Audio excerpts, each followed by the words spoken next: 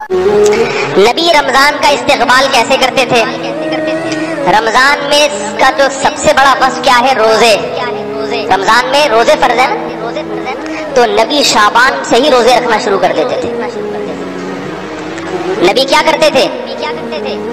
جتنے روزے آپ صلی اللہ علیہ وسلم شعبان کے مہینے میں رکھتے تھے، اتنے روزے کسی اور سال میں کسی اور مہینے نہیں رکھتے تھے۔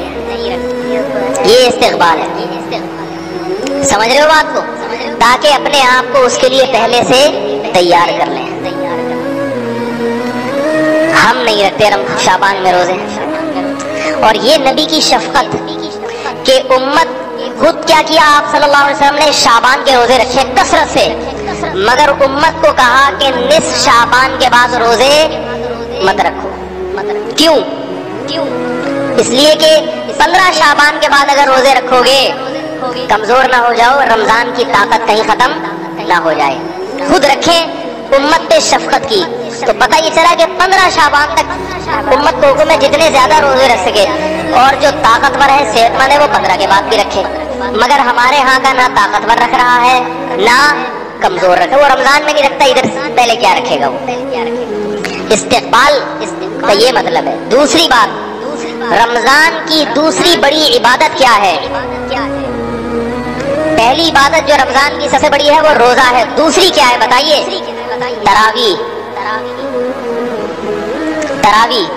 تراویح میں قرآن کی تلاوت ہوتی ہے، تو رمضان کے آنے سے پہلے شعبان کے مہینے میں ہی تہجد کا اہتمام شروع کر دیا جائے اور تلاوت کی کثرت شروع کر دی جائے۔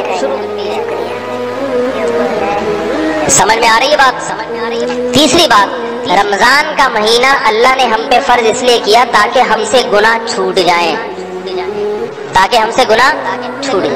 تو شعبان میں ہی گناہوں سے اجتناب کرنا شروع کر دیا جائے تاکہ رمضان تک پہنچتے پہنچتے سارے گناہ چھوٹ جائیں۔ جو جس برائی میں مبتلا ہے شعبان ہی سے اس برائی کو چھوڑنے کی کوشش شروع کر دے۔ سمجھ میں آ رہی ہے بات؟ یہ 3 کام کرنے کس مہینے میں؟ بولو بھائی، شعبان۔ ایک، روزے رکھنے نفلی۔ نمبر 2، رات کو تہجد کی تھوڑی سی ہمت کرنی ہے۔ اور نمبر 3، گناہوں سے بچنے کی۔ گناہ کسے کہتے ہیں؟ بد نظری ہے۔ آج کل انٹرنیٹ پر بہت بےہودہ چیزیں دیکھی جا رہی ہیں، جوان آدمی اپنے آپ کو ان چیزوں سے بچانے کی کوشش کرے۔ ماں باپ کی نافرمانی بہت ہو رہی ہے گھروں میں، باپ کا احترام ہی نکل گیا ہے۔ ماں کا تو پھر بھی تھوڑا سا کر لیتے ہیں، کیونکہ ماں جو ہے نا آگے سے وہ بیچاری کمزور ہوتی ہے، ڈرتی ہے اولاد کے سامنے۔ باپ چونکہ جواب دیتا ہے تو پھر یہ آگے سے ڈبل بھر کے اس کو جواب دیتے ہیں، اس لیے باپ کا احترام ذرا مشکل ہوتا ہے، کیونکہ باپ سنا دیتا ہے کھری کھری، تو آپ میں برداشت ہے نہیں، آپ اس سے زیادہ کھری کھری سنا دیں گے اسے۔ تو ابھی سے کنٹرول کریں، یہ یقین کر لیں کہ یہ میرا باپ ہے، اس کی پیشانی پر اگر میں نے محبت کی نگاہ ڈالی 1 حج اور عمرے کا ثواب ملے گا۔ نفرت کی نہیں، محبت کی بن کے رہے۔ اللہ تعالیٰ ہم سب کو نیک اولاد بننے کی توفیق عطا فرمائے اور مشفق باپ بننے کی توفیق۔ وما علینا الا البلاغ۔